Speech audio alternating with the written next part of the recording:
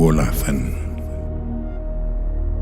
ተወዳጅነትንና አድናቆትን ያተረፈው ወላፈን ተከታታይ ቴሌቪዥን ድራማ እያንዳንዱን ልብ እየነካና የእያንዳንዱን ቤት እያንኳኳ የመጀመሪያው ምዕራፍ ለ26 ተከታታይ ሳምንታት ተጉዟል።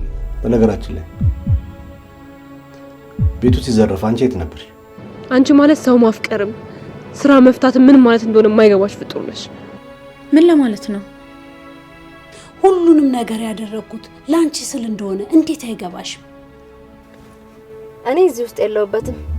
ለቀቀኝ እንጂን ያሳመምከኝ እኮ ነው። እኔንም እንዲን ያሳመምሽኝ። ትልቁ ጥያቄ ቴክስቱን የላከው ሰው ማን ነው የሚለው ነው። ወላፈን ደስተኛ እንዳልሆንሽ እኮ ፊትሽ በደንብ ነው የሚያስታውቀው። ውሸት፣ በተለይ ካንቺ አንደበት ውሸት ሰማ ያመኛል። በቤተሰቦቻችን በደል ልጆቻችንን አንቅጣቸው። ባደረግሽ ነገር በጣም አዝናለሁ። ፍቅሬን በጭቃ ለውሰሽ ሞራሌ መረማመጃ አድርገሽ የተጫወሽብኝ አንቺ ነሽ። አዝናለሁ። እንዴት እንደሆነ አላውቅም። ሁሉም ነገራችን ላይ ተደርሶበታል። የእጃቸውን ሳላሰጣቸው ፍቅር እኔ በዛብህ አይደለም። አሁን ደግሞ ሁሉም ሰው ከሳምንት ሳምንት በጉጉት ተውጦ ቀጣዩን ሂደት እንዲናፍቅ በተለየ አቀራረብና ልብ በመስቀል ሁኔታ ምዕራፍ 2 ዘወትር ሐሙስ ከምሽቱ 3 ሰዓት ጀምሮ እንዲሁም በድጋሚ ሰኞ ምሽት ከ4 ሰዓት ጀምሮ በኢቢኤስ ቴሌቪዥን ይታያል። ወላፈን